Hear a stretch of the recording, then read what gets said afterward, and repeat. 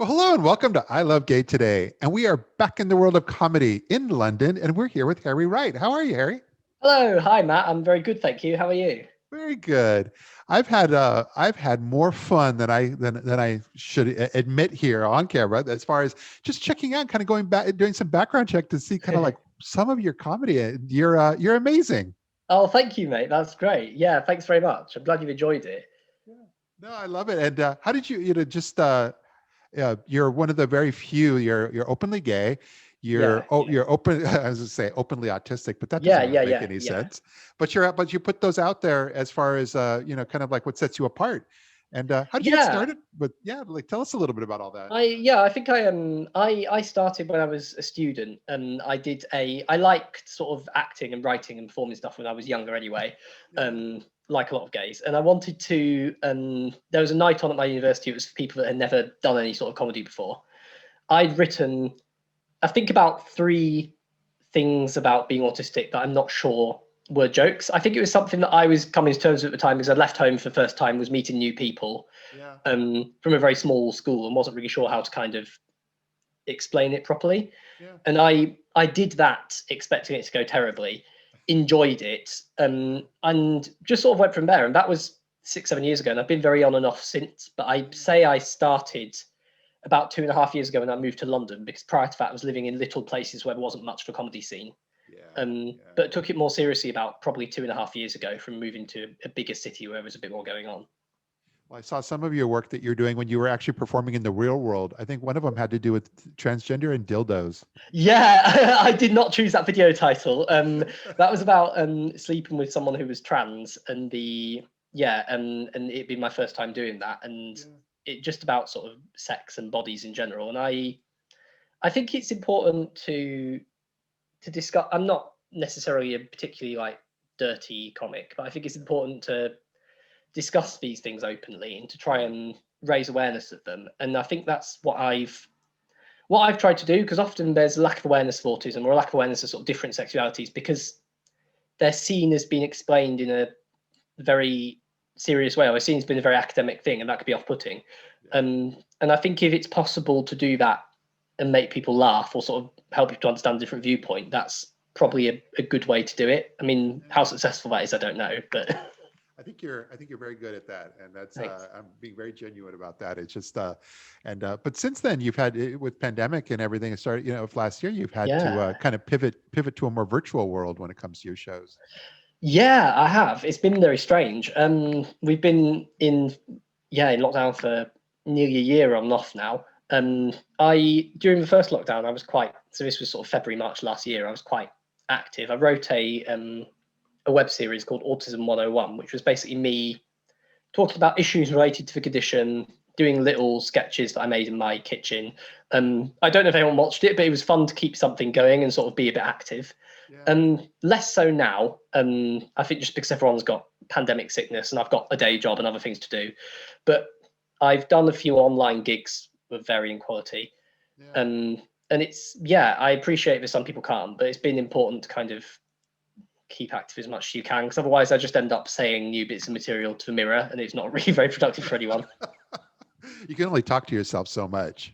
Yeah, I know. And even though like online gigs are essentially talking to yourself anyway, because you don't know how people are responding, it's still kind of, the thing is, I don't get when people are saying, oh, it's odd to do online gigs because nobody's there. Like, what gigs were you doing anyway? Because most open mic gigs have been less well attended than Zoom ones that I've done. Yes, and I mean, I've not been on a comedy stage, but when I've been on stage doing business events or anything, Yeah. all the lighting coming at you, you don't really always know exactly what's going on out there anyway. Yeah, I know. It's a strange environment. I just pretended they were all naked. That's the best approach, I think. It's I don't know. I think it's more difficult for a gay comic though, because when you do generally to a younger crowd, there's sometimes some quite attractive people, and that can throw you off your game occasionally if you're Oh, imagining that. yeah, distractions in the crowd, not good. Tell I them to know, sit in the not what you back. want. But you performed something virtual here this year called Two North Down, I believe, which was kind Yes, of that wasn't virtual. That was an in real life competition in oh, January okay. 2020, before the pandemic hit. Yeah. It was a new act night for sort of new upcoming comedians. A venue in London called Two North Down. That's a lot Yeah. of good comics to come through. Yeah. I got to the final. I did not win. The winner got some money and a spot at their pro night that has never ended up happening because obviously we've been in lockdown for the year since. Yeah. But it was really a really fun experience. And yeah, I'm getting a bit long in the tooth for new act competitions now, but it was fun to do them, and it was fun to sort of get to the latter stages of one, because I think all comics that do competitions have done a few and not really got through and being like, oh, why she got through that and I didn't, I was better. So it was kind of a bit of a relief to do fairly well in one. I had some interest from agents off the back of it and eventually got some representation. So it was good to do it for that reason, because they're quite a professionally run thing. They had people come to the final that were sort of active in the industry, and that was obviously a positive thing. That's excellent. What do you have? You have something coming up here with the Leicester Comedy Festival. Yes, I've got a work in progress show coming up. I don't know when this will go out, but it will be Thursday, 4th, Friday, 5th February. So from when I'm talking, this Thursday, Friday. Wow. It's a 45-minute work in progress show called Smalltown Boy. When the world starts back up again, it will be a real show that will do festivals eventually.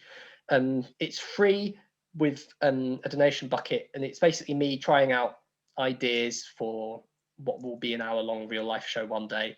It should be very fun. If anyone's interested in getting a free ticket, obviously there'll be links in the description, I'm sure. But yeah, looking forward to it. I'm a bit nervous because I don't know what it will be like, kind of talking 45 minutes on Zoom to minimal reaction. But I think you've got to do it. You can't do real-life previews, so you know. And it's good to kind of having sort of done mostly open mics for a long time. It's never really afforded to do a festival because it's quite expensive to travel and stay over.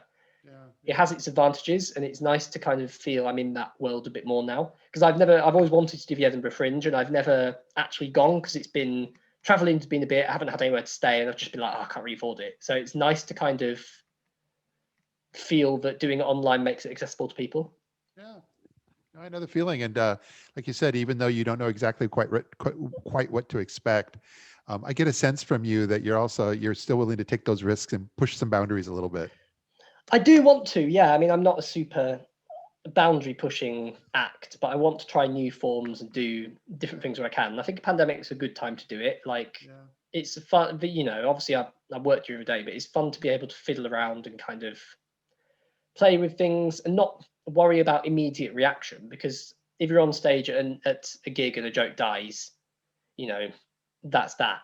But if you put something online, I mean, it shields you in a way, because if something gets less or more views, it gets less or more views. But you don't, if someone's watching that and going, that's absolutely terrible, I hate it, obviously you're not seeing that because you're not on the other end of the screen. So it frees you up a bit to feel more confident about what you're doing, because there isn't that live negative reaction sometimes, and it's nice. I mean, I'm certainly not a massive, brilliant user of Instagram and TikTok in the way some people are. Some people have really, you know, got to grips with form and gone massively viral. But I'm enjoying I'm not very techie myself, but I'm enjoying being able to play around with these things and have the time at home I wouldn't normally have. Yeah. Well, what about, you know, in the world of autism, even on the more serious side? I mean, you're out there putting autism out as part of it's part of your act, but have you had outreach and been able to work with organizations? A bit. Yeah, I'm autistic. I talk about autism a lot on stage. I've had bits of outreach. I think there's definitely autistic comics that are better known that do sort of a lot of autism outreach work. I'm definitely looking over the next few months and years at doing outreach work for young people, also going to schools and talking about it. And if that can be done in a humorous way, I think it normalizes the issue a bit more. There's a big charity in Britain called the National Autistic Society that puts on a comedy fundraiser every year. There's a big TV comic here called Matt Richardson, and his brother works there and he's autistic himself, I think. So he always hosts a big fundraiser every year and has pro acts. And I did a 1-minute open spot there last year because I won a competition on Facebook. Was technically for members of the public to send a joke in about autism. And a few autistic comics entered it, cheating. But yeah, I got to do a very short spot there and tell that one joke. And so obviously kind of milked it and treated it as if it was a real gig for all it was worth. So there is outreach there, but I think, and there's a few gigs that are run by autistic people or disabled people that are happy to have that voice there. Yeah, that's wonderful. I'm really looking forward to being able to check out your work that you're doing at the Leicester Comedy Show this Thank you. week. Yeah, it should be a good show, and yeah, I'm looking forward to it myself. As in, it'll be interesting to see how it works in that form, and I'm definitely looking forward to performing for everybody.